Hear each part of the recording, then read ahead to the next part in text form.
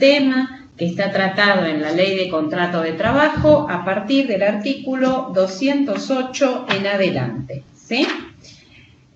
Vamos a ver a qué se refiere eso de suspensión de ciertos efectos del contrato de trabajo y vamos a ver cuáles son las causas de suspensiones más comunes, cómo se dan, ¿sí? ¿Qué significan? ¿Qué pasa con la prestación de servicios por parte del trabajador? ¿Qué pasa con la remuneración por parte del trabajador? ¿Sí? Entonces, es el título 10 de la Ley de Contrato de Trabajo y comienza con el artículo 208. Bien. Acá les explico un poco qué significa la suspensión. Entonces, decimos que por razones de hecho imputables a la persona del trabajador, del empleador o de terceros, puede plantearse un receso o una suspensión, para utilizar la misma palabra, del vínculo laboral existente entre las partes. Suspensión o receso que no implica extinción o ruptura de la relación laboral. Entonces, se van a suspender ciertos efectos que provienen de ese contrato, es decir, ciertas obligaciones y ciertos derechos que las partes tienen en el vínculo laboral. Entonces, la primera pregunta que nos hacemos es ¿qué es lo que se suspende? ¿Y cuáles son los motivos o las causas que podrían llevar a una suspensión? Entonces, la respuesta es que lo que se van a suspender son ciertos deberes y o derechos de las partes por un determinado tiempo. Por ejemplo, en el caso del trabajador será la prestación de servicios y en el caso del empleador la remuneración que debe pagar al trabajador. Lo que pasa es que la suspensión no implica que esto sea definitivo, pero sí implica que se suspendan lo que son en definitiva las obligaciones esenciales y que hemos venido estudiando hasta ahora, obligaciones esenciales que hacen al contrato de trabajo. Ahora bien, esta suspensión o estas causas que nos llevan a la suspensión siempre van a mantener vivo o latente el contrato de trabajo. Entonces, ¿por qué se suspende? Para preservar el vínculo laboral. ¿Y cuándo se suspende? Y bueno, evidentemente se va a suspender cuando se den aquellas causas o circunstancias que lo ameriten. Y por eso vamos a estudiar varias causas de suspensión del contrato de trabajo. Que en definitiva, estas causas van a ser siempre temporarias, algunas causas pueden darse de manera imprevista, pueden o no devengar salario a favor del trabajador y siempre van a subsistir las prestaciones de conducta entre las partes. Puede o no computarse la antigüedad, dependerá de qué circunstancia u origen ha dado lugar a esa suspensión. Y siempre van a subsistir los derechos indemnizatorios. Las causas pueden ser muchas y ahora en definitiva nosotros las vamos a ir estudiando todas, ¿no? Porque pueden tratarse de suspensiones del contrato por causas económicas, por causas disciplinarias, por la quiebra del empleador, o también la llamada suspensión preventiva, o la precautoria, que no está dentro de la Ley de Contrato de Trabajo, pero sí es una suspensión que digamos, es una creación de la jurisprudencia, para que vayamos dándonos cuentas. También tenemos la suspensión por cargos selectivos, o por cargos gremiales, servicio militar y convocatorias especiales. El servicio militar ya hoy en día ustedes saben que bueno, ya no es obligatorio, pero sí hay convocatorias especiales de orden militar que ameritan o pueden dar lugar a la suspensión del contrato. Y por supuesto, los accidentes y enfermedades inculpables, ¿sí? Respecto del trabajador que no puede prestar el servicio comúnmente y como lo venía haciendo. Entonces, son diversas circunstancias, son causas que pueden dar lugar a la suspensión de ciertos efectos del contrato. No digo al contrato de trabajo. ¿Por qué? porque son ciertos efectos y porque el contrato va a subsistir, a punto tal que, como les acabo de leer, siempre van a mantenerse las cuestiones o las obligaciones o deberes de conducta de las partes. Se van a suspender determinadas obligaciones que ya sea el empleador o el trabajador no van a cumplir. Pero recuerden estas características que les reitero, son siempre temporarias las suspensiones, surgen de alguna causa imprevista, pueden o no devengar salario, dependerá de qué tipo de causa haya dado lugar a la suspensión, siempre subsisten las prestaciones de conducta, jamás se pierden los derechos indemnizatorios y puede o no computarse la antigüedad. Ahí tienen, ¿no? Ahí tienen lo que vengo repitiéndoles, ¿sí? Mira, ahí me falta una, a ver si se puede corregir. No.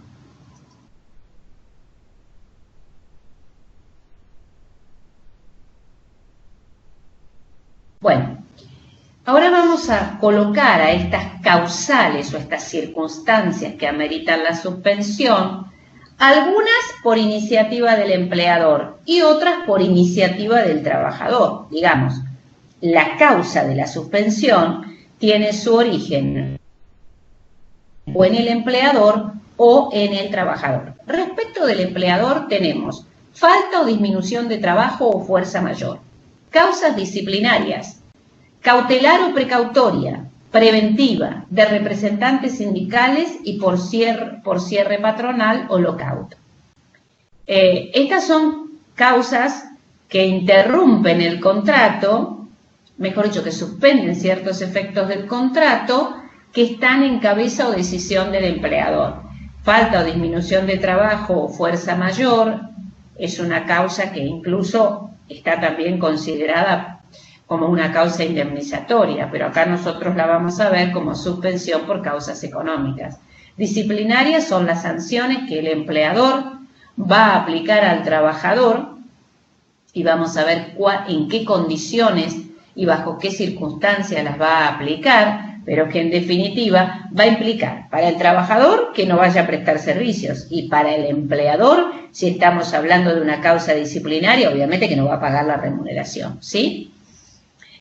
Cautelar o precautoria. La cautelar o precautoria tiene que ver con las llamadas suspensiones, lo que le decía yo, una creación de la jurisprudencia. Después yo les estoy presentando el tema, pero van a ver que lo vamos a desarrollar todo. Preventiva es el 224 de la Ley de Contrato de Trabajo, los delegados gremiales y el cierre patronal. Acá tenemos las suspensiones que se pueden dar en el contrato de trabajo cuando la iniciativa, la causa o la circunstancia viene por parte del trabajador. Indirecta, por huelga, por excedencia, por licencia deportiva, bomberos voluntarios, por ejercicios de cargos gremiales o políticos. Y también tenemos la suspensión, que es independiente de la voluntad de las partes, y ahí vamos a referirnos a accidentes y enfermedades inculpables, a convocatoria militar, a la quiebra del empleador, dadores de sangre, mudanza, día del gremio. Es decir, hay algunas causas o circunstancias que nacen en cabeza del empleador, otras que nacen en cabeza del trabajador y otras que son ajenas a la voluntad del trabajador, ¿sí? E incluso también a la voluntad del empleador. También tenemos lo que se denomina la suspensión concertada. Este artículo, el 223 bis de la Ley de Contrato de Trabajo, es el que tiene que ver con la suspensión por falta o disminución de trabajo o fuerza mayor acordada dentro del procedimiento preventivo de crisis.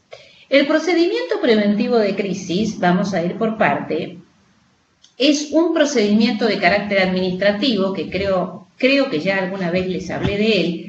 Es un procedimiento de carácter administrativo que está normado en la Ley 24.013.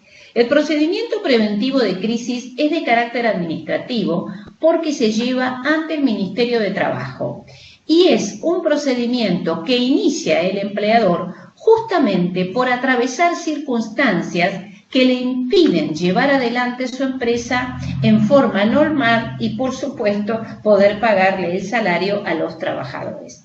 Entonces, inicia este procedimiento. Obviamente que este procedimiento tiene requisitos establecidos en la Ley Nacional de Empleo y que implica, para que tengan una idea de lo que es, que el empleador va a tener que, ante el Ministerio de Trabajo, poner sobre la mesa toda su situación patrimonial, financiera y económica.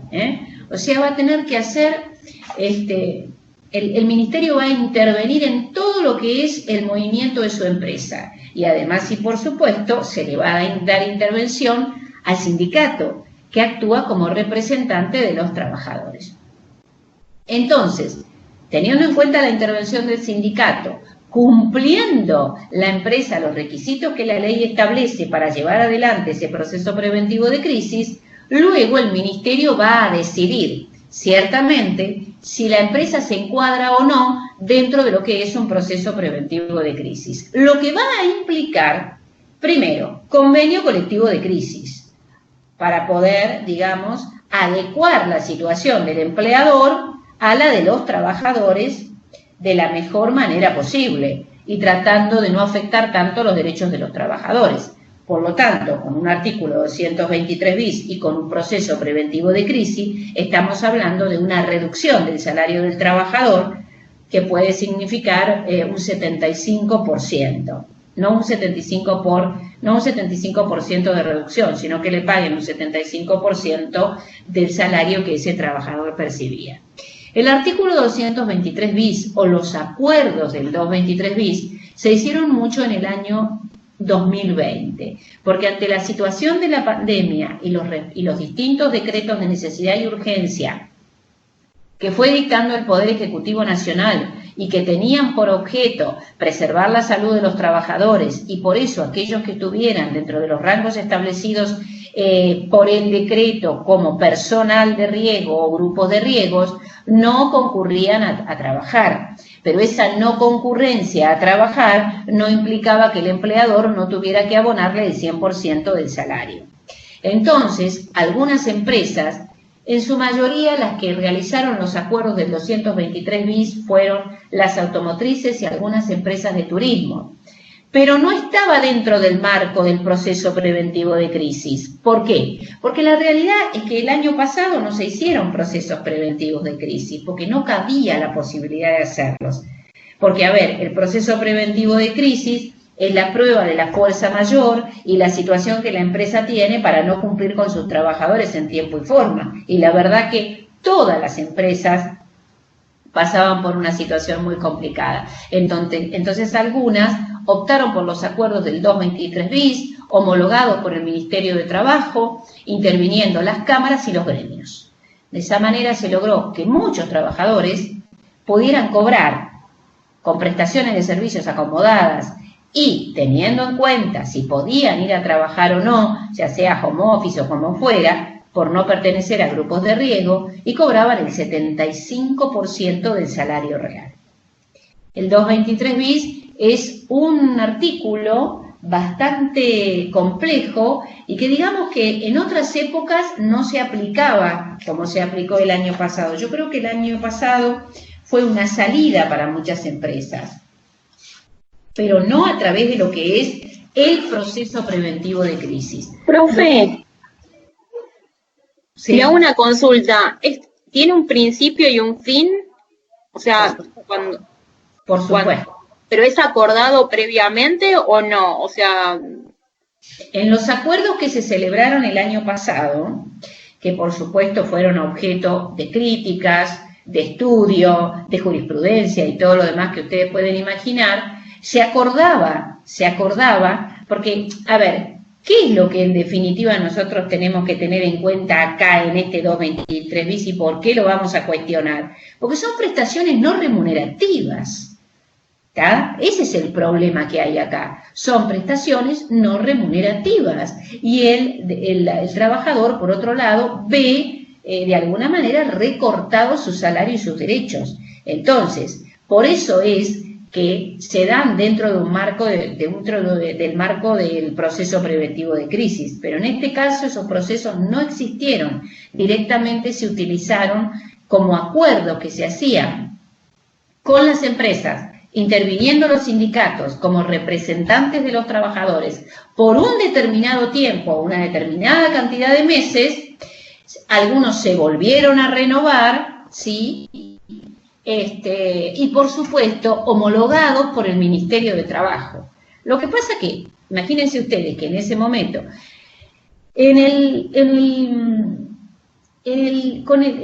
con la pandemia del año pasado, nosotros abrimos con el decreto 260, creo que fue / 2020, ¿no? Que fue el primer decreto cuando inició de la pandemia y qué sé yo. Ustedes fíjense que y ya teníamos el decreto 39 que hablaba de la suspensión de los despidos y hablaba de la ley de emergencia económica. El 34 que era de diciembre del 2019. En marzo 297, perdón, ese fue el primero. En marzo se dicta el 297 / 2020. Después hubo sucesivos decretos, no solamente en el orden laboral, sino también en relación a las ejecuciones y demás. A punto tal que yo puedo decirles a ustedes que hubo más de 1000 decretos de necesidad y urgencia que fueron dictados durante la pandemia. Así que imaginen ustedes la cantidad de situaciones que se resolvieron a través de un decreto de necesidad y urgencia. De más está decir que, por supuesto, en materia laboral también hubo muchas prórrogas de los decretos que se aplicaron en ese momento. Entonces, hoy todavía hay vigente acuerdos por el 223 bis. Hoy se está estudiando la posibilidad de que aquellos trabajadores que tienen aplicadas las 2 vacunas, aun siendo grupo de riesgo, puedan volver a trabajar. Hubo decretos que, ustedes no sé si se acuerdan, pero teníamos los mayores de 60, los que tenían antecedentes de salud, los que tenían obesidad. Después salió otro decreto que los que tenían obesidad, depende de qué obesidad, podían volver a trabajar. Es decir, las empresas estaban pagándole a sus trabajadores y los trabajadores no concurrían. Por eso las empresas más grandes, como por ejemplo las automotrices, empezaron a idear posibilidades como para poder seguir trabajando. Y el tema de negociar con los gremios fue, mira, vamos a negociar porque si no, te vas a quedar sin la fuente de trabajo. Vamos a leer el 223, el 223 bis, porque el 223 son salarios de suspensión, pero puntual dice que se considera prestación no remunerativa la asignación en dinero que se entregue en compensación por suspensiones de la prestación laboral y que se fundaren en las causales de falta o disminución de trabajo no imputable al empleador o fuerza mayor debidamente comprobada. No había forma de que esto no se acreditara. Estábamos en una pandemia.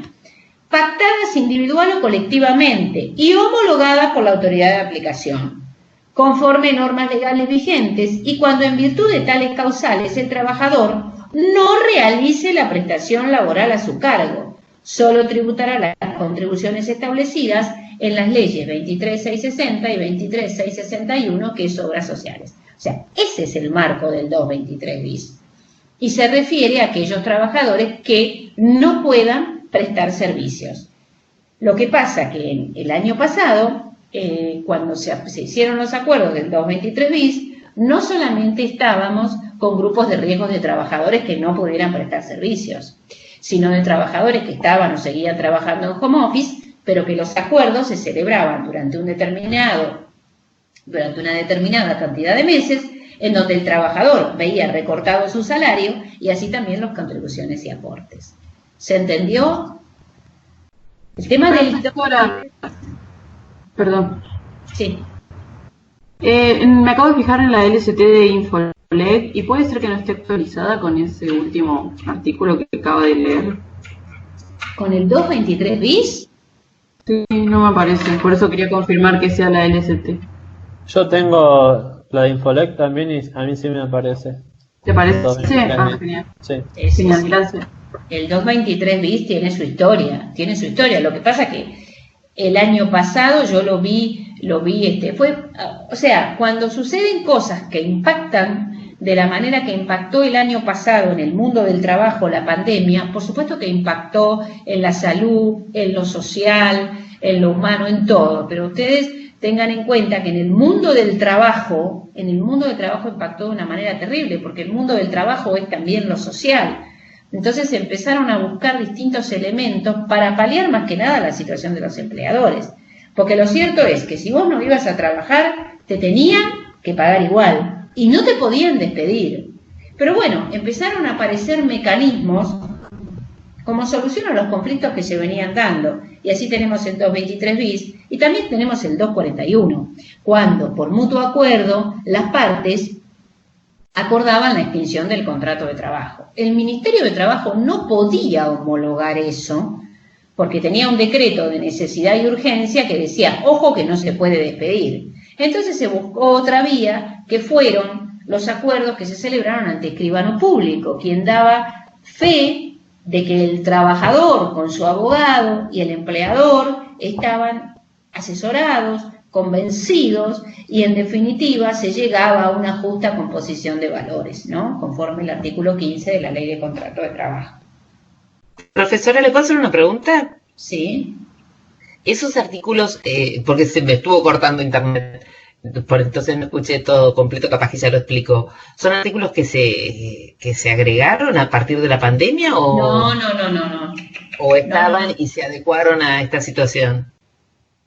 Fueron herramientas, han estado hace muchos años, el 223 bis, hace mucho tiempo que está, Sí. se adecuaron a la situación, se utilizaron como instrumento. Yo no sé si de los que están acá en el aula virtual en este momento, hay algún chico que hubiera pertenecido a una automotriz o empresa de turismo que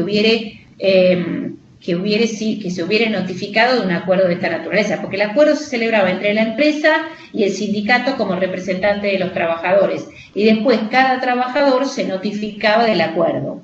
Y eso se veía, por supuesto, reflejado en el recibo de sueldo. ¿Sí? Claro. No sé si alguno tuvo posibilidad. A ver qué dice acá. Claro, Natalia, efectivamente, ya se está estudiando la posibilidad de quienes están vacunados puedan regresar a la actividad laboral. Es que lo cierto es que el año pasado, nosotros que somos apoderados de empresa, había empresas en la industria, nosotros tenemos bastante industria metalúrgica y demás, que el empleador quería que los trabajadores vinieran a trabajar, porque les estaba pagando y los trabajadores no venían, ¿entendés? Entonces, claro, estoy pagando al trabajador, estoy haciendo los aportes y no estoy teniendo personal que me permita cumplir con mis obligaciones en la empresa. Entonces, el 223 bis te recortaba el salario, el trabajador no venía, no tenías que hacer aportes y contribuciones, solo la obra social, porque la obra social era un tema que tiene que ver con la salud del trabajador. Esos fueron los acuerdos que se hicieron, ¿sí?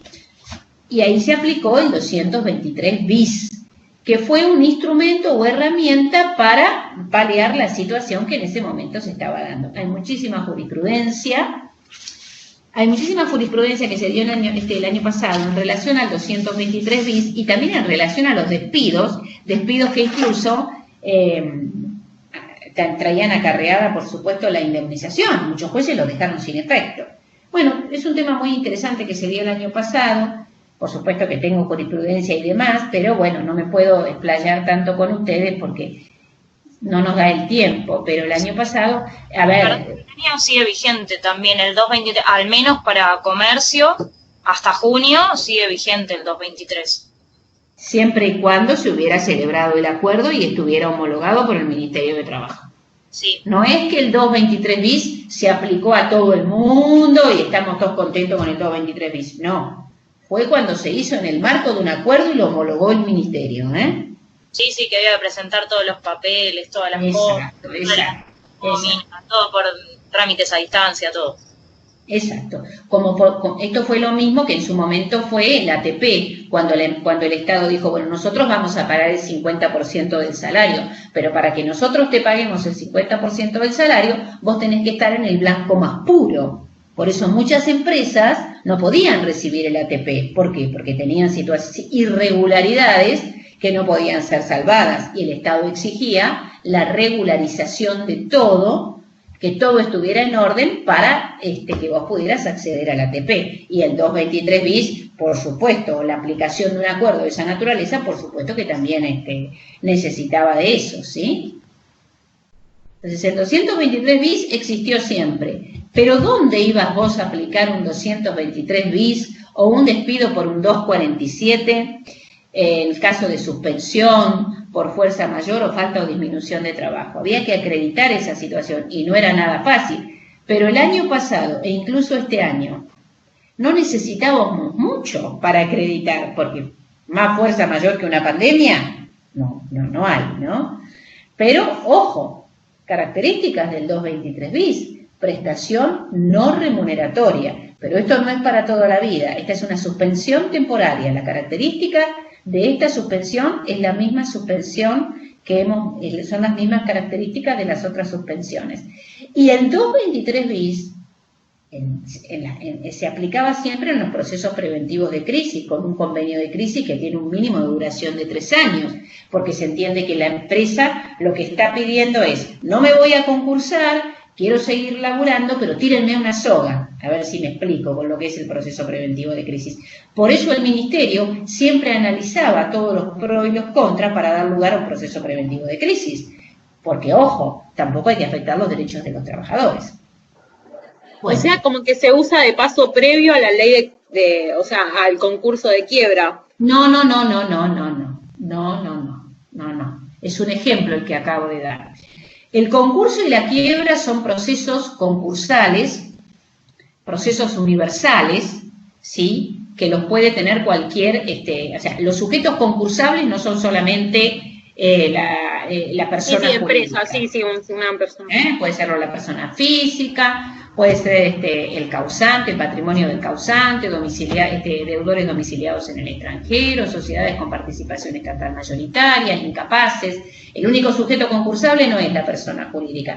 Yo di como ejemplo, a ver, voy al Ministerio de Trabajo a demostrar cuál es mi situación de empresa hoy para evitar mayores inconvenientes a mis trabajadores, para poder seguir trabajando, pero no puedo en las condiciones en las que estoy, entonces necesito ciertas y determinadas condiciones. Esas ciertas y determinadas condiciones, en la mayoría de las veces, tiene un convenio colectivo de crisis y además tiene una suspensión de lo que es las contribuciones y aportes. Es decir, tratan de flexibilizar de la situación al empleador. ¿Se entendió? Pero no es un paso previo al concurso y a la quiebra, son cosas diferentes. El proceso preventivo de crisis es un proceso de carácter administrativo que se lleva ante el Ministerio de Trabajo y ese solo lo puede hacer el empleador, ya sea persona física o persona jurídica. El concurso y la quiebra son procesos concursales, universales, que se llevan ante un tribunal con la intervención del Poder Judicial. Acá, en el proceso preventivo de crisis, no interviene para nada el Poder Judicial. Está bien, es solo a nivel trabajo, o sea, el Ministerio de Trabajo. Es un proceso de carácter administrativo, con la intervención de la autoridad de aplicación, que por supuesto es el Ministerio de Trabajo. Bueno, vamos a ver ahora cuáles son las suspensiones que van a tener su origen o su causa en el empleador.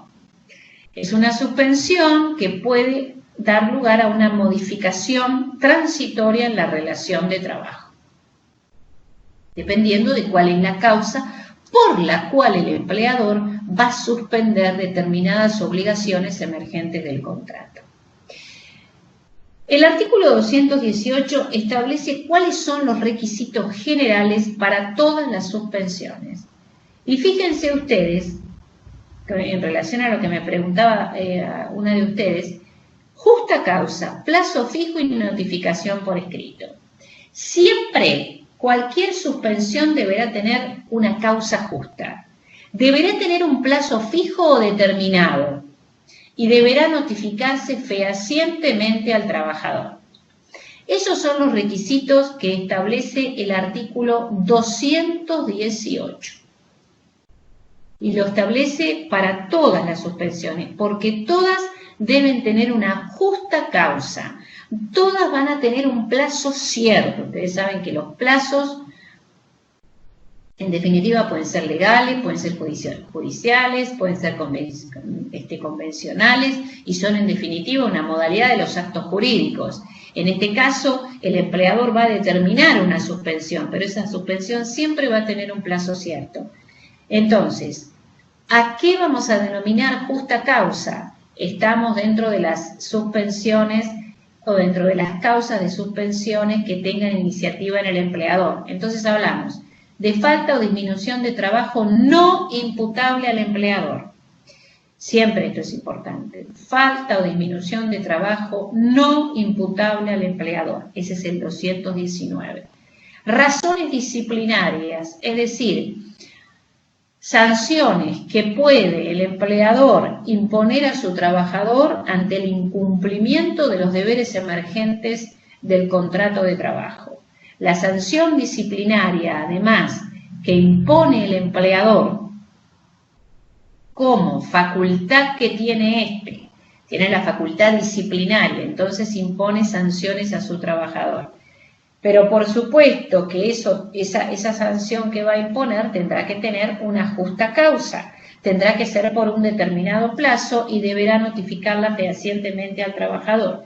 Pero por otra parte, esa sanción que aplique deberá ser razonable, proporcional o concomitante al hecho ocurrido, ¿sí? Razonable en el sentido de que no sea demasiado excesiva, proporcional o concomitante al hecho ocurrido y razonable, ¿sí?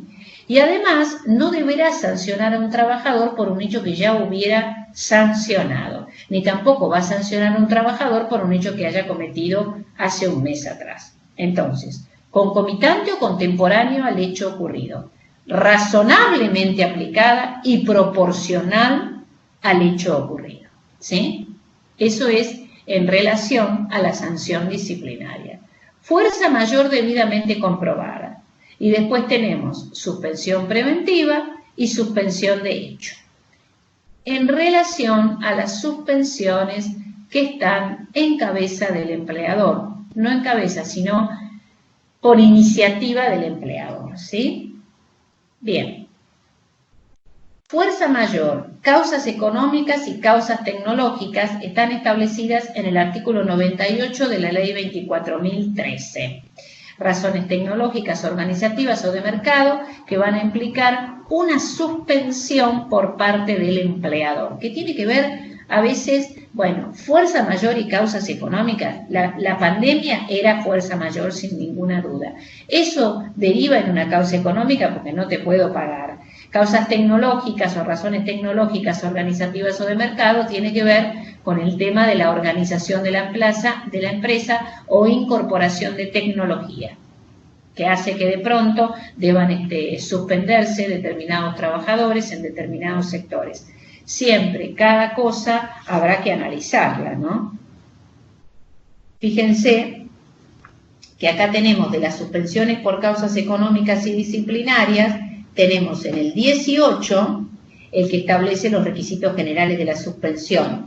El 19 habla de la justa causa y en relación a las sanciones disciplinarias dice que las suspensiones fundadas en relaciones disciplinarias o debidas a falta o disminución de trabajo no imputable al empleador no podrán exceder de 30 días en un año contados a partir de la primera suspensión. Y las suspensiones fundadas en razones disciplinarias deberán ajustarse a lo dispuesto por el artículo 67, sin perjuicio de las condiciones que se fijaren en función de lo previsto en el artículo 68. Razonables, proporcionales, concomitantes al hecho ocurrido y de ninguna manera, cuando un empleador sanciona a un trabajador, puede afectarlo económicamente. Bueno, ahí es lo que más o menos estamos diciendo, porque después cuando vayamos a ver las causas vamos a ver ciertamente los plazos en que cada una de ellas puede encuadrar. ¿Alguien quiere hablar? No sé. pregunta de fruta. ¿Cómo? Sí, yo quiero preguntar, ¿qué quiere decir concomitante? Concomitante es como decir Me contemporáneo al falta el hecho. diccionario. No, concomitante es contemporáneo al hecho ocurrido. Yo te voy a suspender, por ejemplo, suponete que yo te quiera suspender a vos. En materia de sanciones disciplinarias, el empleador tiene facultades disciplinarias, ¿sí? Facultades para, digamos, sancionar, no castigar el incumplimiento del trabajador. Esas sanciones que puede aplicar van desde el llamado de atención, el apercibimiento o la suspensión. Sí. Pero cada uno de esos hechos deberá ser sancionado de acuerdo al hecho al hecho de que se trate. Si yo tengo un trabajador que me llegó 3 veces tardes en esta semana, yo le digo al trabajador, mira, te pido por favor que llegues puntual porque si no me voy a ver obligado a aplicarte una sanción. Este fue un llamado de atención. Evita mayores inconvenientes. Esto fue esta semana. La semana que viene vuelve a cometer lo mismo y le digo, mira, te voy a hacer firmar o notificar de un apercibimiento por tus reiteradas llegadas tardes. A la tercera semana vuelve a hacer lo mismo, lamentablemente te voy a aplicar un día de suspensión. Te voy a notificar la suspensión y, por supuesto, la pérdida del salario por ese día. Pero todos esos hechos, digamos, esas sanciones fueron proporcionales y razonables y concomitantes o contemporáneas a cuando el hecho ocurrió. Yo no puedo decirte a vos, hoy llegaste tarde, y ¿sabés que el mes pasado me hiciste lo mismo? Bueno, yo ahora te voy a aplicar una suspensión porque el mes pasado llegaste 2 semanas, llegaste 2 veces 3 o 4 días tardes en el mes. Claro. ¿Se entendió? Sí. Quiere decir que cuando yo aplico la sanción, tiene que ser una sanción que te la aplico porque lo cometiste hoy, porque hoy te portaste mal, porque hoy llegaste tarde, porque hoy te peleaste con un compañero. No te puedo sancionar por un hecho que hiciste hace un mes o por algo que hiciste hace un mes. Ni tampoco puedo sancionarte 2 veces por un mismo hecho. Eso se llama non bis in idem. Es decir, son determinadas características o limitaciones que tiene el empleador cuando sanciona. Te sanciono cuando el hecho ocurrió. Y tampoco te puedo sancionar. Yo tengo un juicio en donde un vigilador tiene, por haber mirado el teléfono, digamos, suponete que él pasó el supervisor y lo vio mirando el teléfono y como hacía un mes atrás también lo había hecho, el tipo le encajó 10 días de suspensión. Eso es acoso, pero eso es una locura. ¿Cómo te van a poner 10 días de suspensión porque te vieron mirando el teléfono? A eso me refiero con que la sanción debe ser contemporánea o concomitante, que ocurra, que se dé juntamente con el hecho y debe ser proporcional y debe ser razonable. No te puedo suspender una semana. Vos llegaste hoy a la empresa 15 minutos tarde. Hoy día, miércoles. Y el jueves volviste a llegar otros 15 minutos tarde. Yo por eso no te puedo aplicar 72 horas de suspensión. Las empresas no tienen un reglamento, porque estamos de acuerdo que llegar tarde casi siempre no depende de uno, pero no es lo mismo que un empleado que o tira materia prima, me imagino algo más grave, más con mayores consecuencias para la empresa. ¿No existe un reglamento como para que saltear esos pasos o algo así? Sí, por supuesto. Que justifique, ¿no? Porque no estamos hablando de una llegada tarde, una mala disposición del empleado. Sí, por supuesto. Todas las empresas, o en su mayoría, tienen un reglamento, ¿sí? Uh-huh. Ese reglamento, o de ese reglamento, el trabajador se notifica cuando empieza a trabajar. Y es más, es bueno que ese reglamento esté a la vista de todos los trabajadores o por lo menos lo conozcan para que los trabajadores sepan cuáles son sus derechos y cuáles son sus obligaciones. Y depende de las actividades de la empresa, también entonces yo voy a tener en cuenta los incumplimientos. Porque, por ejemplo, si se trata de una empresa, o de una empresa de un laboratorio, o de algún, de un laboratorio puede ser, que requiere que los trabajadores utilicen determinados elementos de seguridad para la protección de los medicamentos que ellos están manipulando. Obviamente que si tengo un trabajador que no usó los elementos que correspondían, le puedo hacer firmar un apercibimiento, y si lo encuentro 2 veces en esa situación, en un mismo mes, es obvio que le puedo aplicar una sanción. O el trabajador que llega puntual, pero que viene en condiciones de ebriedad, por ejemplo. Claro, eso. O alguien que conduce una camioneta y, qué sé yo, pasa semáforos en Colorado. No es lo mismo que llegue 15 minutos tarde a que pase un semáforo en Colorado usando un vehículo de la empresa. Y bueno, por eso la gravedad del hecho va a determinar la causal de suspensión. Y si la gravedad del hecho realmente ha tenido consecuencias adversas para el trabajador, para el empleador y para terceros, no cabe duda que aplicaremos la máxima sanción, que es el despido. Todo va a depender del hecho que el trabajador, o de la conducta o de la mala conducta en que el trabajador haya incurrido. Por eso hablo de razonabilidad, proporcionalidad, contemporáneo al hecho ocurrido. La suspensión o la facultad el empleador la tiene, pero ojo, tenés que notificarla, tiene que haber una causa justa, tiene que haber un plazo cierto, y no podés no aplicar una sanción con razonabilidad y proporcionalidad al hecho ocurrido. Es fundamental eso. ¿Tá?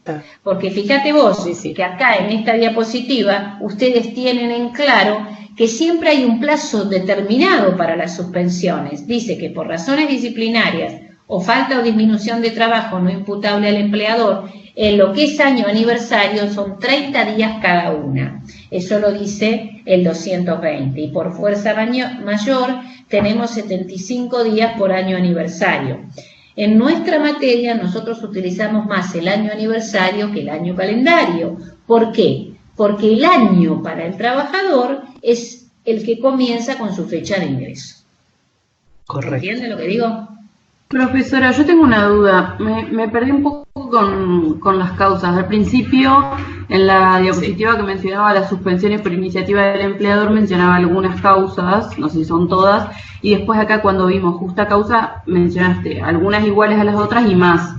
¿Eso quiere decir que las causas de las suspensiones por iniciativa del empleador pueden ser todas esas? ¿O yo lo entendí mal? Sí, pero yo hablé de los requisitos generales, que es para todos iguales. Plazo cierto, notificación cierta y justa causa, todos iguales. Hay algunas que nacen en cabeza del empleador o por circunstancias por las que atraviesa el empleador, como puede ser fuerza mayor, como pueden ser causas económicas, ¿sí? Como pueden ser las facultades disciplinarias, como pueden ser las suspensiones preventivas o precautorias, que ahora vamos a ver. Es decir, hay algunas que nacen directamente de la voluntad del empleador, como por ejemplo cuando hablé del lockout o cierre patronal de la empresa. O sea, se produce una suspensión porque es el empleador el que cierra la empresa. O sea, por el lado del empleador tenemos el lockout y por el lado del trabajador tenemos la huelga, que nosotros no lo conozcamos tanto o no se vea tanto, pero hay algunas causas que nacen por voluntad del empleador, otras que nacen por voluntad del trabajador y algunas que se dan independientemente de la voluntad de ambos. Porque además, si hablo de fuerza mayor o de causas económicas, a veces depende de la voluntad del empleador y a veces no, porque la pandemia no tuvo su voluntad en el empleador, ¿sí? Y cuando hablo de accidentes o enfermedades inculpables, obviamente que tampoco el trabajador se enferma voluntariamente, le sucedió y se dio y se dio. ¿Se entiende? Sí, gracias. Bueno, acá hay varios fallos de jurisprudencia que tienden a, de alguna manera,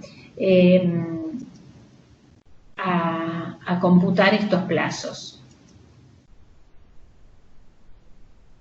Pero bueno, ustedes esto no lo tengan en cuenta. Voy a ver.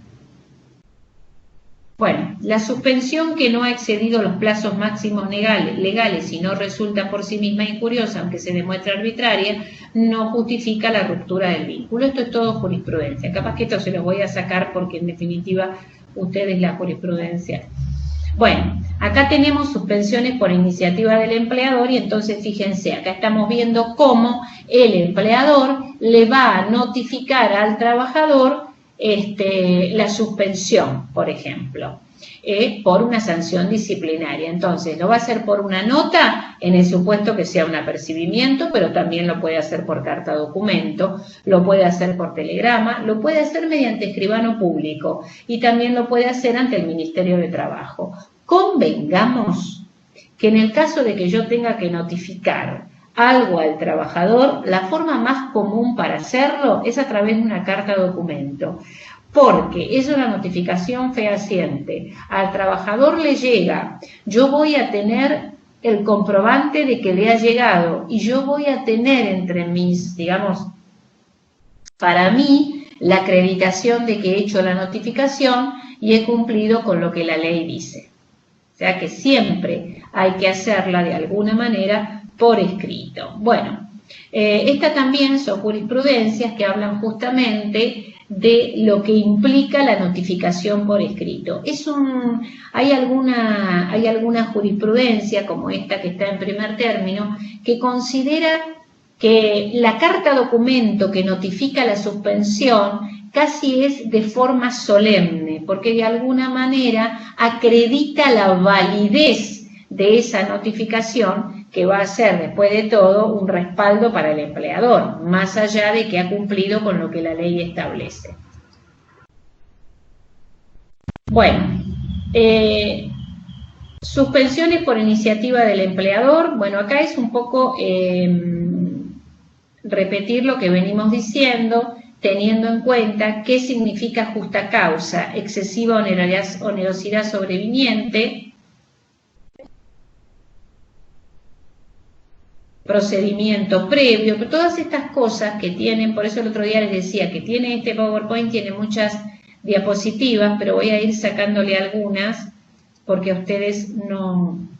Bueno, esta es otra que se refiere al artículo 221 LST, que se refiere al hecho de comenzar a suspender al personal menos antiguo dentro de cada especialidad. Pero eso lo dice el 221 de la LST.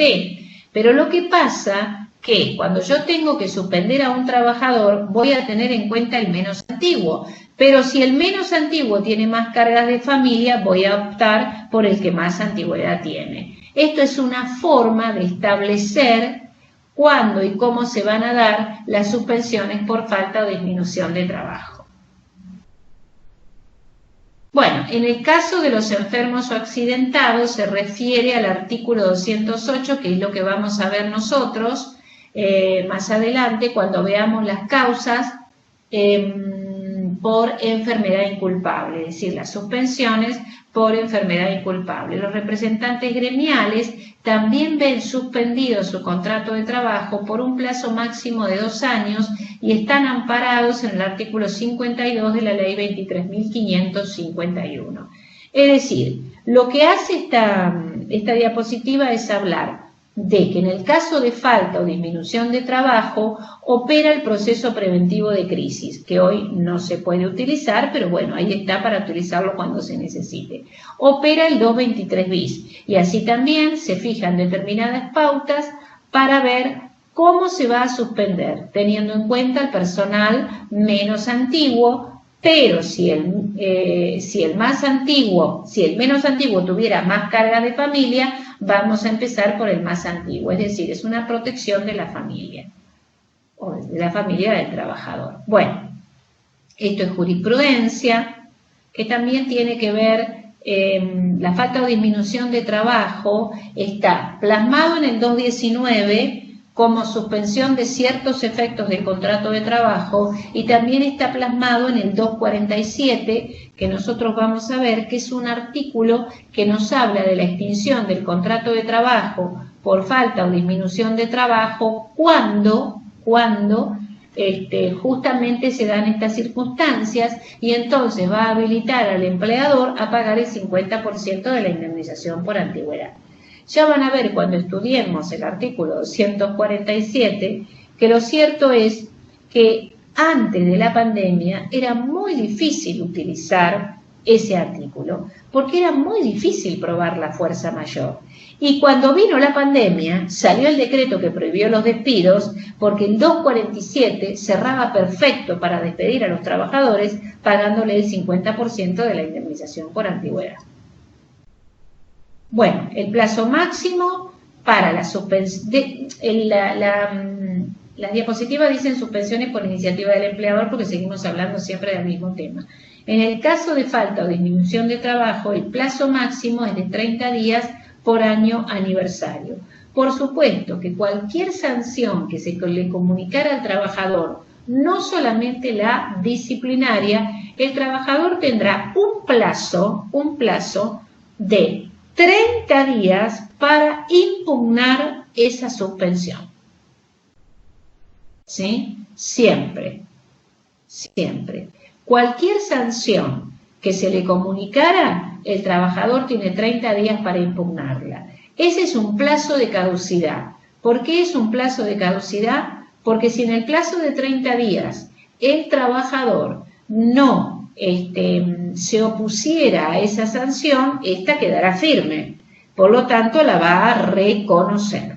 Y si yo recibo como trabajador una notificación de suspensión por causas económicas o fuerza mayor o disminución de trabajo no imputable al empleador, por el cual me aplican 30 días de suspensión, no digo en el 2020 ni en el 2021, pero si a mí me hubiera llegado en el 2019 una comunicación en donde la empresa, por causa o disminución de trabajo no imputable al empleador, me hubiera suspendido por 30 días, yo como trabajador tengo el derecho de reclamar y oponerme a esa suspensión.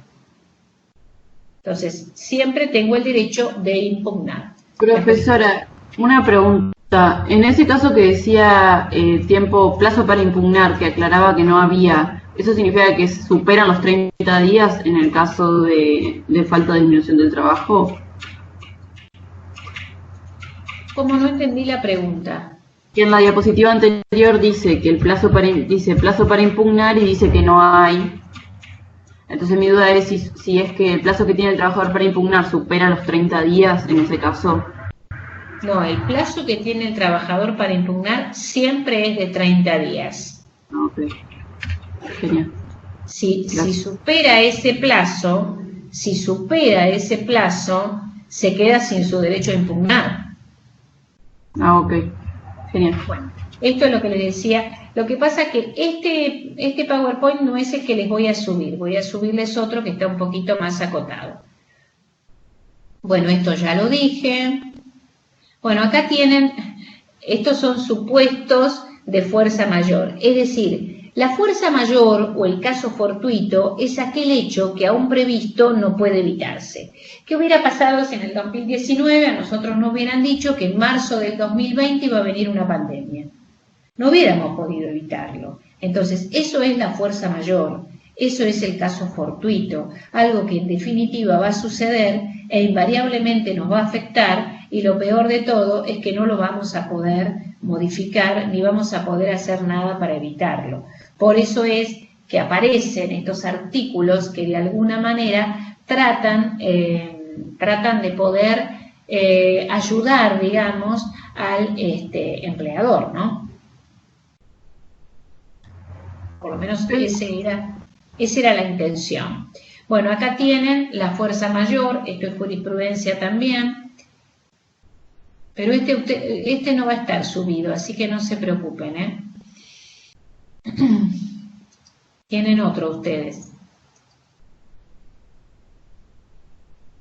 Esto es lo que decía recién respecto de las características que debe tener toda sanción que aplique el empleador. La facultad está prevista en el 67. Ustedes lo estudiaron cuando vimos derechos y deberes de las partes. Cuando vimos derechos y deberes de las partes, ustedes vieron en el artículo 67 que el empleador tenía facultad de aplicar sanciones disciplinarias. Entonces acá tenemos los requisitos: juridicidad, proporcionalidad, razonabilidad, contemporaneidad, notificación por escrito y non bis in idem. Juridicidad, ¿a qué se refiere? A que debe aplicarse una sanción dentro de lo que corresponde y sin afectar los derechos de los trabajadores. Es decir, yo no puedo sancionar a un trabajador, por ejemplo, diciéndole: mira, la verdad que vos no estás trabajando bien, te peleas con tus compañeros, te tengo que estar todo el tiempo llamando la atención, entonces te voy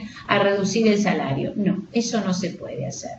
Todo, en definitiva, tiene que ser conforme, que el trabajador vea que su conducta no ha sido la adecuada y por lo tanto yo lo puedo sancionar a fin de evitar mayores conflictos o inconvenientes en la empresa.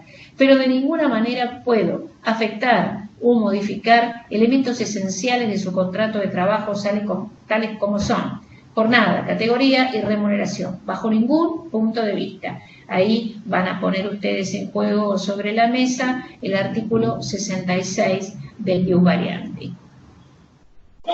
Profe, le hago una consulta. Estos conceptos de suspensiones, según tenía entendido yo, tal vez no sea así o me lo han explicado mal, como que en el premio a productividad descuentan. O sea, no se cobran sobre estos días de suspensión. Por supuesto, si son sanciones disciplinarias, vos perdés tu remuneración. Si perdés tu remuneración, perdés tu premio a la puntualidad, perdés tu premio a la productividad, por supuesto.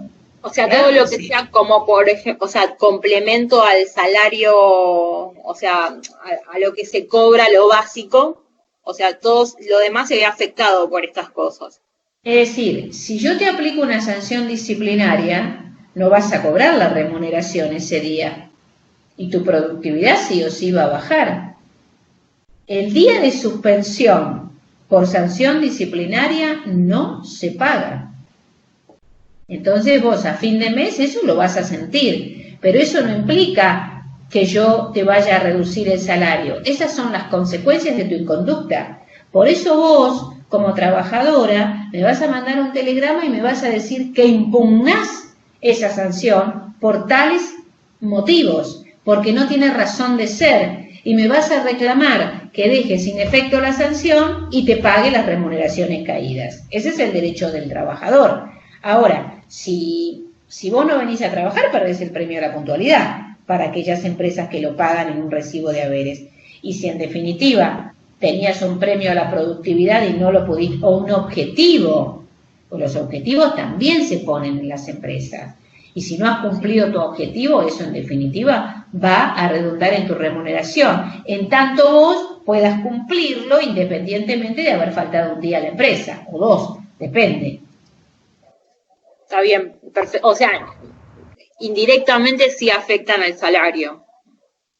Y sí, obvio, pero no porque el empleador te lo vaya a disminuir o te lo vaya a modificar, sino porque vos cometiste algo que estuvo mal hecho y el tipo te puso una suspensión. Entonces, si él te puso una suspensión, el único derecho que vos tenés es repeler esa acción, decirle: no, mirá, vos esto lo hiciste mal por tales y cuales motivos, no hay derecho a que vos me apliques esta sanción no queda firme, y por ende, como esta sanción no queda firme, yo no la consiento y me pagás el día que cayó.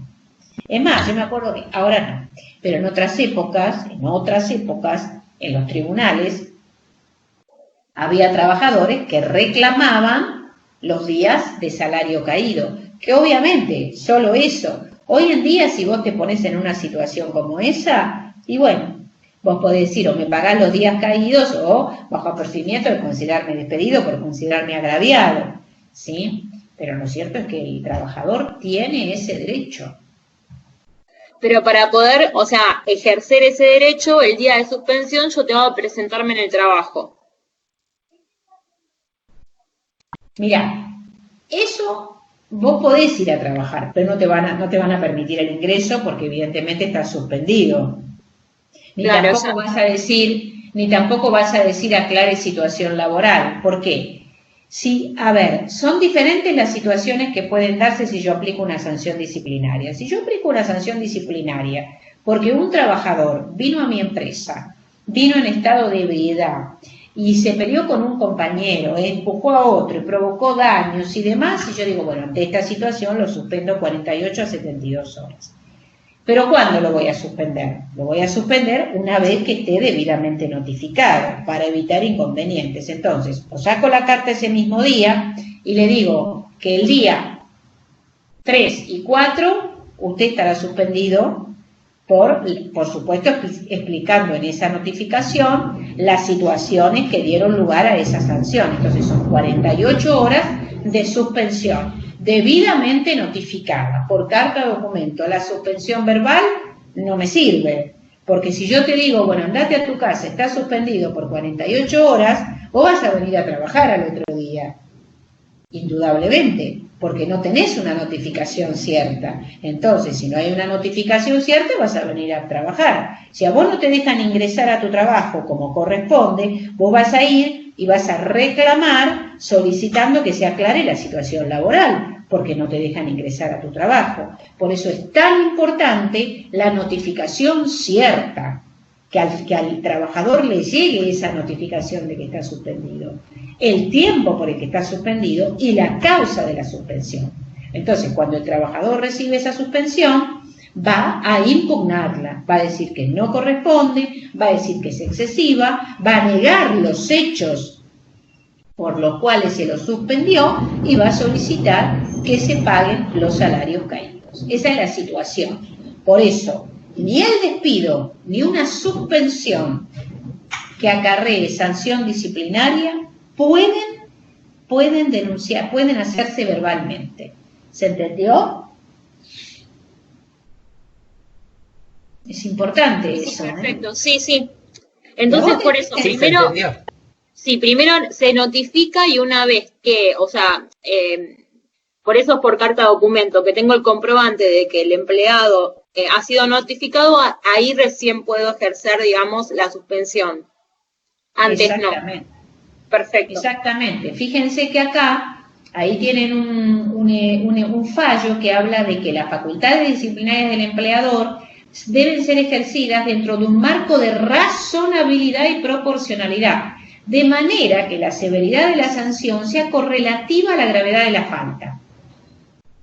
¿Se entiende? No puedo yo, por eso se establecen diferentes pautas para la sanción. Llamado de atención, apercibimiento, suspensión. ¿Sí? Porque si vos llegaste tarde, llegaste a la empresa y llegaste tarde, si simplemente llegaste tarde, no te puedo aplicar una suspensión de 48 horas, ¿sí? Ahora, si tu llegada tarde implicó alguna otra consecuencia y vos sabías que tu llegada tarde podía implicar esta consecuencia, entonces, bueno, evidentemente podré aplicar una sanción mayor. Todo dependerá del hecho, no digo punible porque no es el fuero penal, pero del hecho que yo pretenda sancionar en el trabajador y de las consecuencias que su inconducta haya acarreado. ¿Entendió?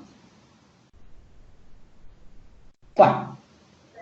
¿Esto qué es? Esto no lo tienen ustedes, chicos, Cuando yo les suba van a ver que no van a tener este PowerPoint, sino que tienen otro más ajustadito. El empleador, al aplicar un correctivo por determinado incumplimiento más allá de su acierto o error, agotó su posibilidad de sancionar al trabajador por esa falta y ante la impugnación de éste nunca podrá agravarla. O sea, yo te sancioné, lo determiné. Si vos a mí me impugnás la sanción, esta se reitera y ratifica y queda firme, ¿se entendió? No es que yo la voy a acomodar porque el trabajador me dijo, mirá, la verdad que estuviste mal. ¿Se entiende lo que digo? Ahí tenés lo de contemporaneidad o concomitante, que es el empleador está facultado a trasladar la suspensión a días posteriores sin violentar el principio de contemporaneidad entre la falta y la sanción, pues lo que importa no es el momento en que la sanción se cumple, sino la oportunidad de la respuesta del empleador frente al incumplimiento del dependiente. No te puedo sancionar por algo que hiciste el mes pasado. ¿Está? Y el principio non bis in idem dice que implica violación a este principio cuando el empleador ha argumentado las mismas inconductas del empleado para suspenderlo y para despedirlo, por lo cual resulta acertado descalificar el acto extintivo considerándolo sin justa causa. A ver, yo te puedo incrementarte la sanción en virtud de que tu conducta no cambia. Ustedes habrán visto alguna vez una sanción de un empleador ante un trabajador, de un empleador a un trabajador, en donde al final del texto va a decir, absténgase de reiterar estas conductas bajo apercibimiento de sanciones más severas, ¿no? Cuando uno sanciona, uno dice, usted ha sido sancionado con tal pena por haber llegado tarde, y ojo, yo digo llegado tarde, lo que fuera, pero perfectamente descrito en el telegrama, o en la carta o documento que se envía. Y luego decir, como corolario o como colofón a esa carta documento, a ese final, decir, ojo, portate bien, porque esto va de mal en peor y te voy a aplicar sanciones más severas. Si hoy te suspendí 48, no sea cosa que dentro de poco te suspenda 72 horas. Eso queda implícito. Entonces mejorame la conducta. Esa es la forma, en definitiva, en que yo tengo que sancionar a un trabajador. Y no cabe duda que tanto la notificación de la suspensión como la notificación del despido, tenga la suspensión, la causa que tenga, tiene que ir siempre por carta documento. Y cuando yo pretendo apercibir a un trabajador, también lo puedo hacer por carta documento. O si no, puedo llevarlo a la oficina de personal, hacer la nota de apercibimiento y que la firme. Que la consiente y que la firme. Más allá que después la puede impugnar. Y si no la quiere firmar, le mando la carta documento.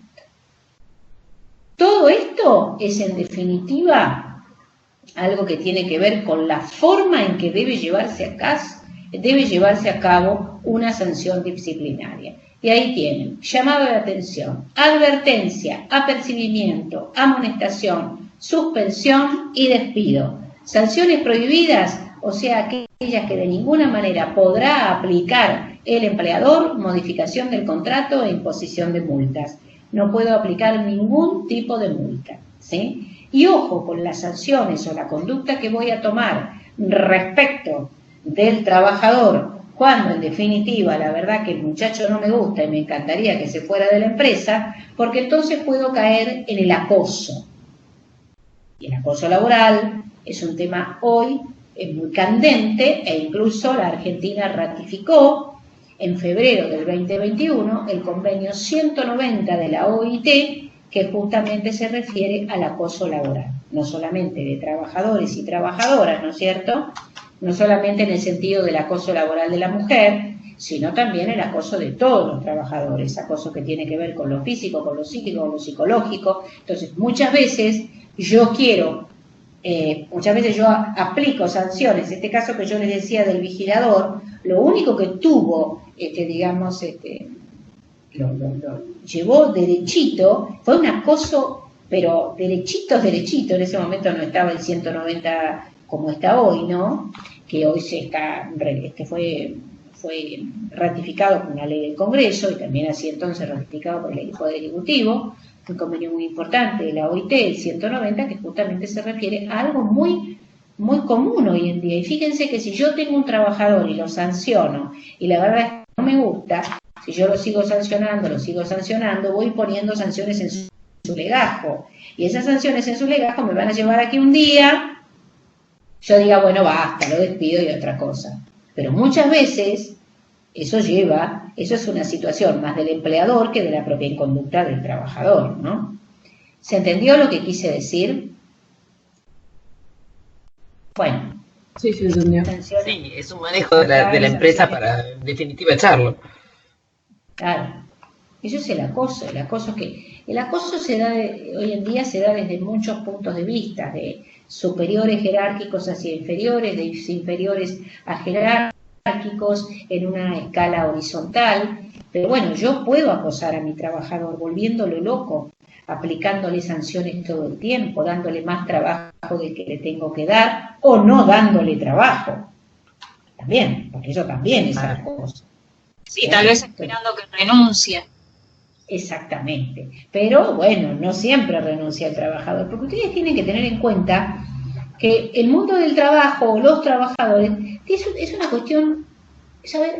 Suponete que el trabajador que viene agobiado de su trabajo porque dice la verdad, que ciertamente el superior jerárquico lo persigue, lo maltrata, en fin, lo hace vivir una verdadera odisea. Entonces el tipo llega a su casa, llega muy mal, llega de mal humor, bueno, eso le puede producir estrés, le puede producir el dolor de estómago, llegar a una úlcera, un montón de cosas, todas las que ustedes se imaginan, y a lo mejor alguna vez la ha sufrido. Pero el trabajador va a decir, más sí, mañana no voy más a trabajar, cuando tiene en su casa, cuando tiene una familia, tiene su mujer y tiene 3 o 4 hijos. No, imposible. Bueno, entonces, acá hay una sensibilidad social en nuestra materia, en lo que es el derecho del trabajo, y bueno, es muy difícil, porque hay muchos trabajos. Bendito aquel en cualquier orden de la vida y cualquier trabajador que hace lo que le gusta y es feliz con lo que hace. Es un privilegio, porque es el privilegio a la libertad de decidir qué hacer y de que con eso que haces podés vivir y mantener a tu familia dignamente. Pero no es el caso de todos los trabajadores.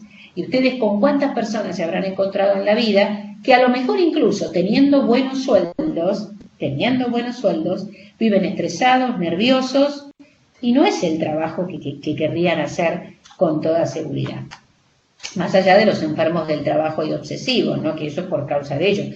Pero bueno, muchas veces los trabajadores se ven acosados, y en un marco de necesidad, de disparidad, como lo que sucede en nuestra materia, y esta relación hiposuficiente, porque la verdad que el trabajador tiene que laburar porque lo necesita.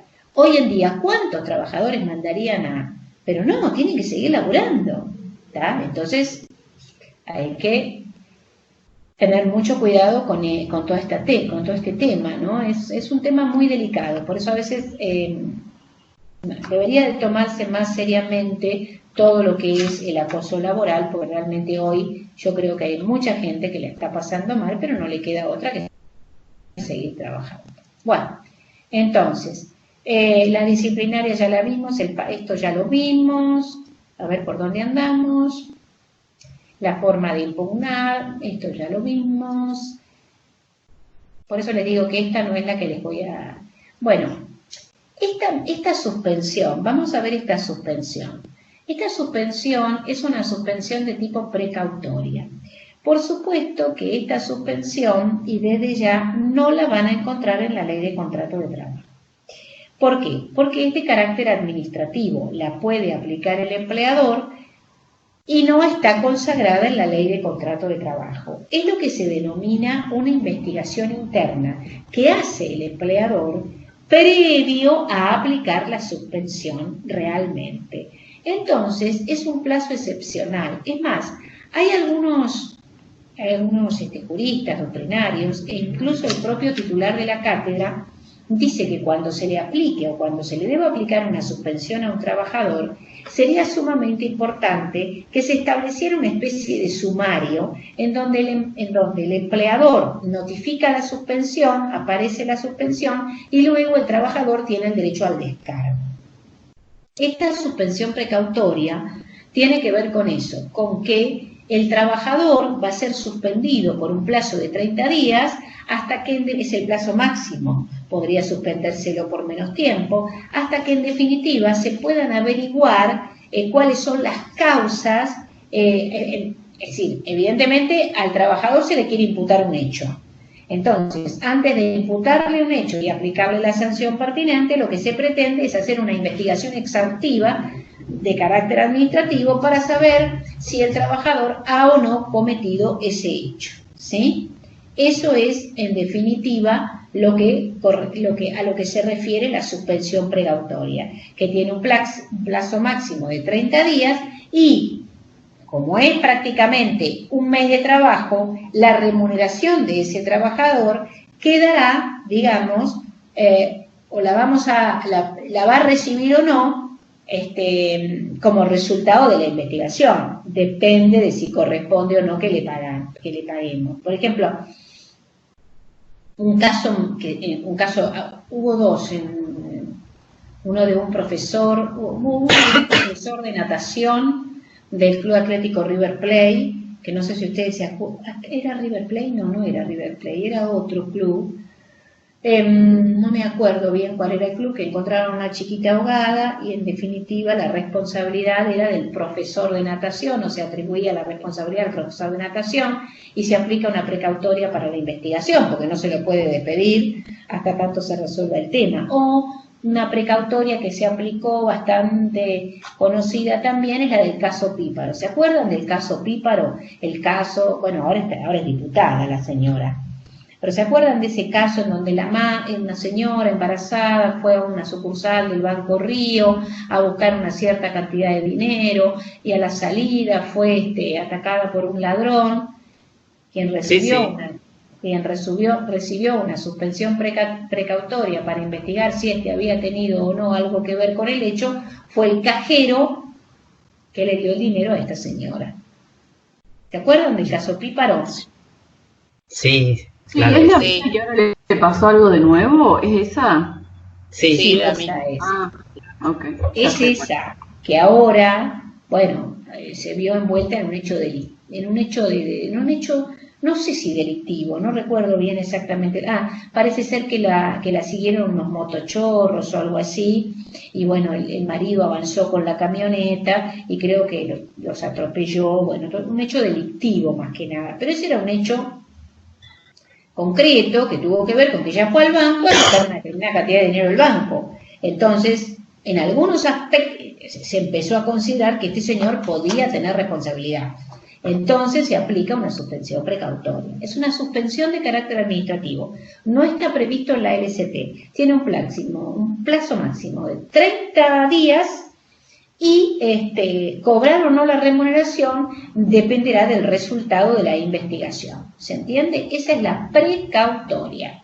Y si la investigación dice que, o sea, la persona, el empleado que estaba siendo investigado, no tenía nada que ver con el hecho que haya pasado, solamente se le paga el salario y listo, y sigue todo igual, normal, tipo, aquí no pasó nada.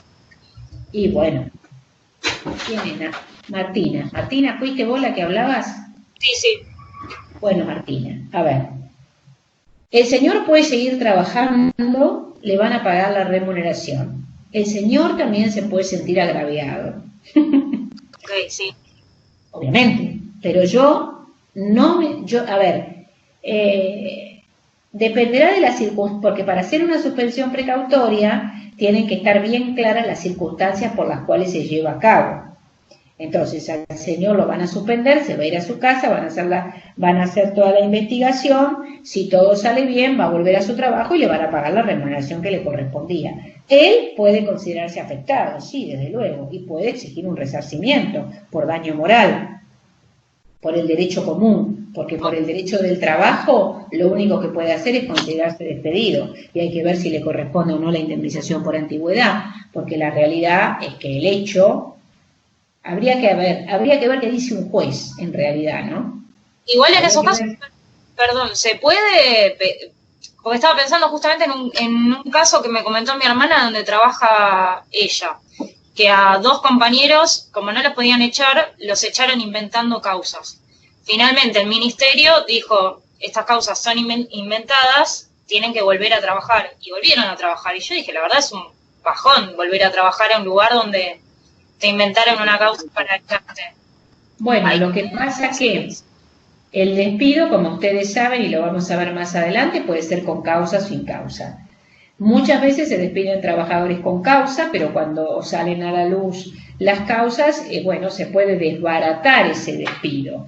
El Claro. trabajador puede, pero Indemnización. ahí el trabajador puede pedir la indemnización que le corresponde, y entonces si el juez determina que el despido no ha sido encausado, le va a dar la indemnización pertinente. Pero también el trabajador puede pedir el restablecimiento a su lugar de trabajo, algo que el empleador puede hacer, como no.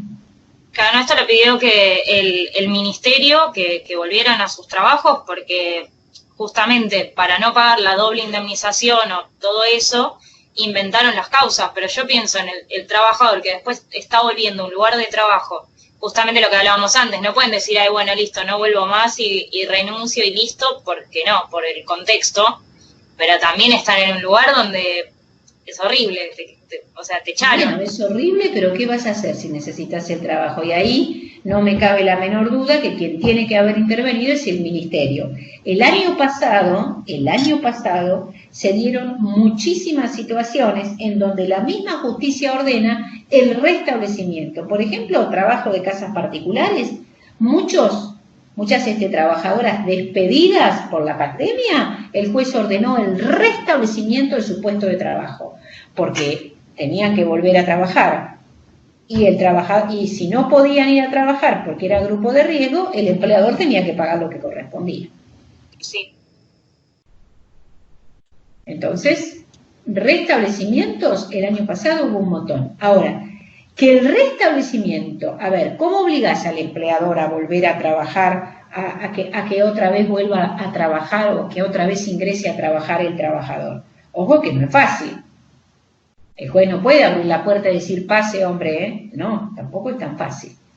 Bueno, la suspensión precautoria no ha sido prevista por ley, pero sí admitida por la doctrina y la jurisprudencia. A veces la realidad exige separar provisoriamente a un trabajador para investigar la realización de un ilícito. Y esa medida está basada justamente en el poder disciplinario de la empresa como institución social de producción dentro de un marco de razonabilidad.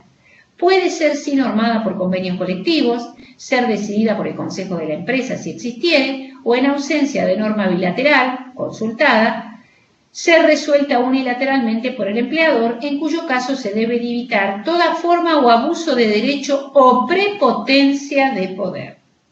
La facultad de disponer suspensiones precautorias está incluida entre las atribuciones de dirección porque incumben al empleador y está fundada directamente en los principios de confianza, seguridad y buena fe que deben presidir la relación laboral. Acuérdense que la relación laboral debe estar siempre teñida de la buena fe del trabajador y del empleador, en el comienzo, en el desarrollo y en la extinción.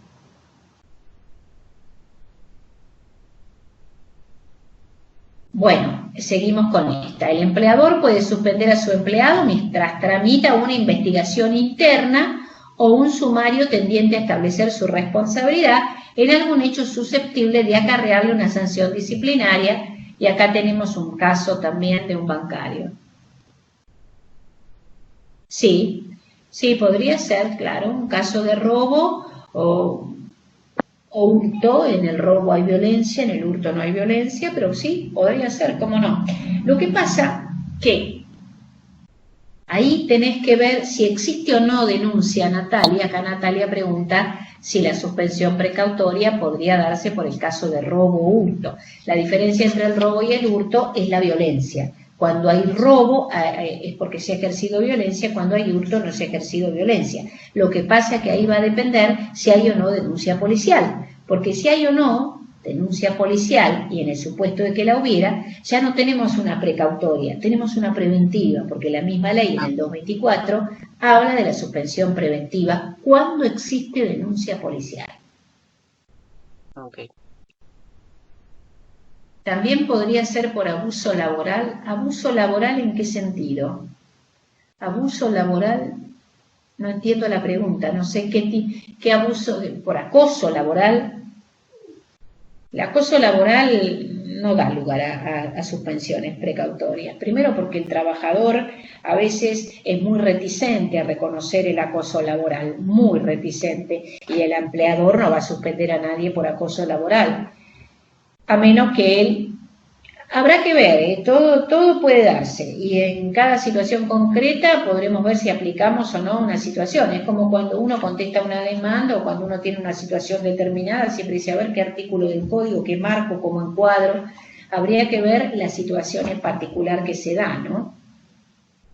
Bueno, el plazo ya se lo dije que es de 30 días, que es un plazo máximo, porque podría también ser menos días, ¿sí? Salarios. Dado que esta medida es cautelar y no reviste carácter disciplinario alguno, siempre debe ser adoptada por el empleador con reconocimiento de los saberes remuneratorios del período, aunque luego se decidiera despedir al trabajador invocando justa causa. De no ser así, habría una doble imposición penal por la suspensión y por el despido, rompiendo el precepto non bis in idem.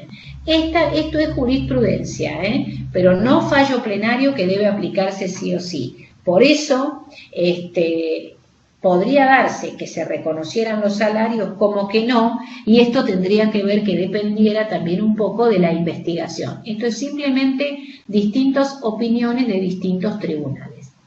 Yo creo que en materia de suspensión precautoria, salvo que se haya producido el despido, porque se ha invocado la justa causa, entonces sí, bueno, le pagás el mes de salario, no le pagás indemnizaciones, le pagás vacaciones ISAC proporcional y le entregás los certificados de trabajo, a menos que se haya producido el despido indirecto por parte del trabajador, en cuyo caso ahí sí mediaría la indemnización por antigüedad.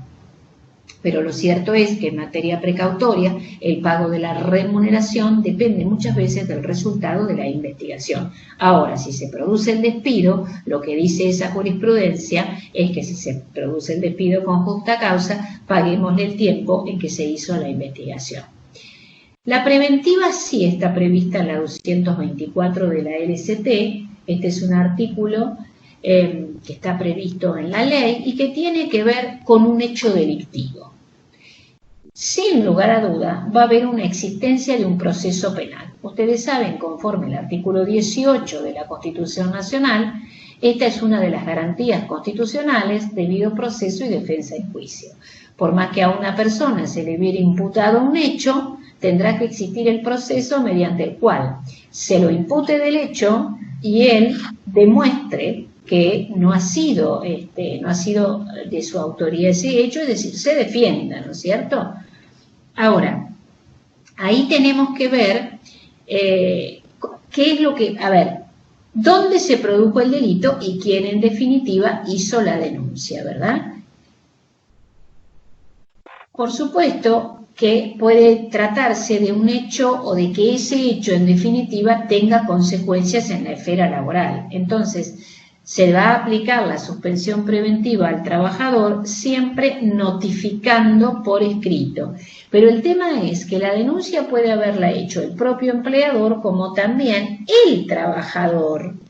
Pudo haber cometido un hecho delictivo, estar privado de su libertad y no poder ir a trabajar.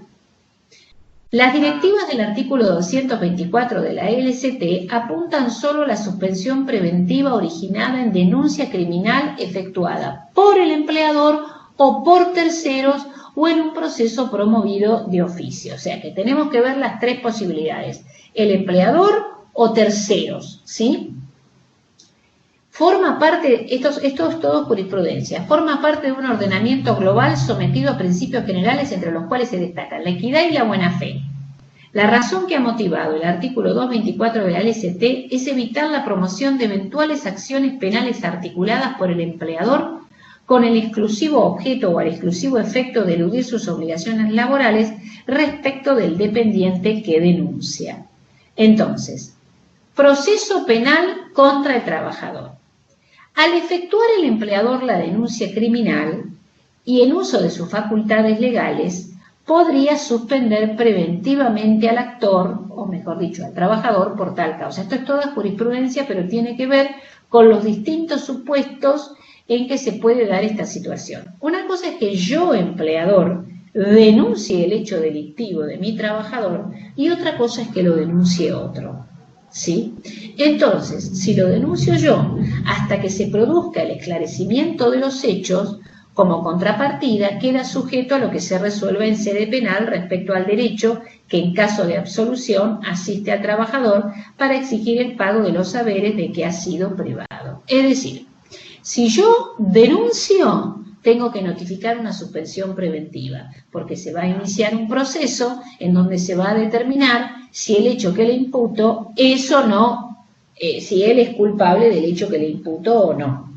Si él resultara de ese proceso inocente, habrá que pagarle todos los saberes que no se le hubieran pagado oportunamente, e incluso también se puede sentir injuriado y agraviado y despedido.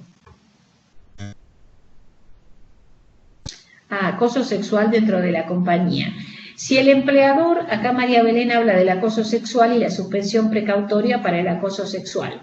Bueno, si alguien denunciara el acoso sexual respecto de un trabajador respecto de otro trabajador, no sé si me da una suspensión precautoria, porque en realidad no lo tengo que suspender, tengo que tenerlo dentro de la empresa para ver si realmente es o no un acosador. O sea que en donde trabajo yo pasó una situación así y la verdad es que no hicieron nada. Era un trabajador que, o sea, no estaba en sus cabales, no tenía todos los patitos en fila. Era un hombre más grande y le mandaba cartas, la esperaba a la salida a una compañera de trabajo. Ya era como, o sea, a ver, hostigante porque aparte como este hombre no estaba muy bien de la cabeza, la chica tenía miedo. Elevó una carta a Recursos Humanos para que tomara cartas en el asunto. La verdad que lo único que hicieron es tener una charla con él y la chica se terminó yendo del sector porque no hicieron nada. ¿Pero se terminó yendo del sector a otro sector o se terminó yendo de la empresa? No, se terminó yendo de sector. O sea, mi empresa es muy grande y se fue de edificio. O sea, se fue a trabajar a otro edificio. Claro. Bueno, ahí también dice María Belén que en su trabajo pasó una situación así, primero lo suspendieron hasta que se esclareció y ahí lo despidieron. Claro, bueno, también podría ser, pero eso no es una suspensión precautoria, directamente lo habrán despedido por la inconducta que tenía con respecto a alguna de sus compañeras. También depende de la conducta o de la actitud que el empleador va a tomar y del compromiso que el empleador asume, ¿no? Pero ahí la muchacha no solamente tiene que hacer una denuncia ante su empleador, sino también una denuncia ante la comisaría de la mujer, para que estén todos los antecedentes bien claros, porque hay un acoso laboral, pero hay que hacer también la denuncia ante la comisaría de la mujer. Y yo estoy segura que si esa mujer se hubiera sometido a un peritaje, también podríamos haber logrado determinar ciertamente que ha habido un estrés postraumático por el acoso sufrido por esta persona. Es decir, las consecuencias del acoso son muy, muy importantes, ¿no? Bueno, volviendo al...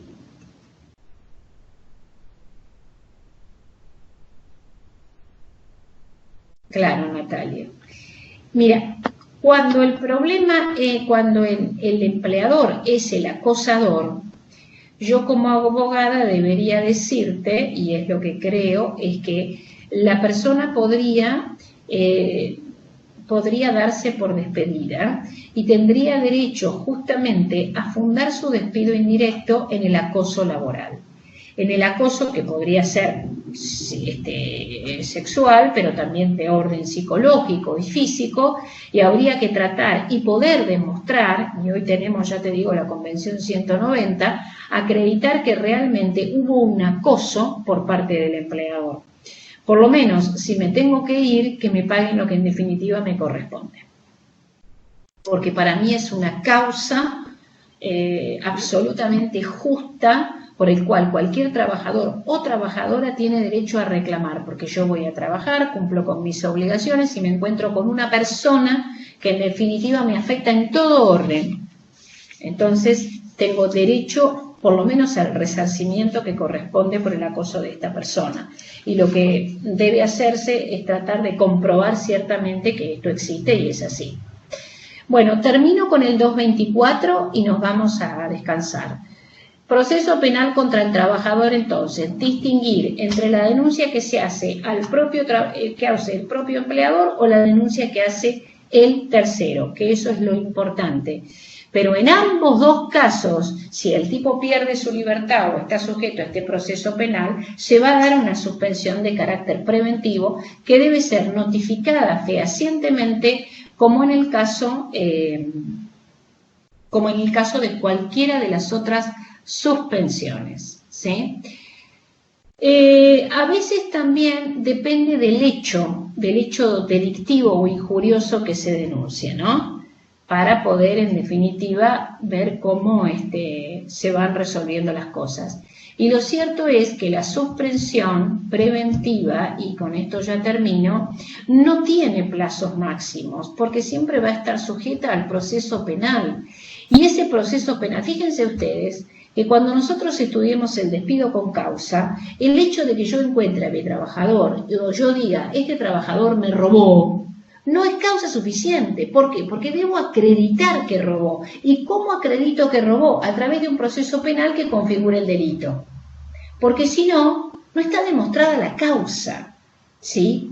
Y si en definitiva yo lo denuncié porque creo que me robó, pero lo sigo manteniendo en la empresa, o está bajo los términos de una suspensión preventiva, después habrá que ver si realmente el señor es culpable o no. Y no hay plazo para la suspensión preventiva porque esta dependerá del proceso penal, del proceso por el cual se esté demostrando que este hombre o es culpable o no lo es. ¿Se entiende lo que más o menos voy diciendo? Sí.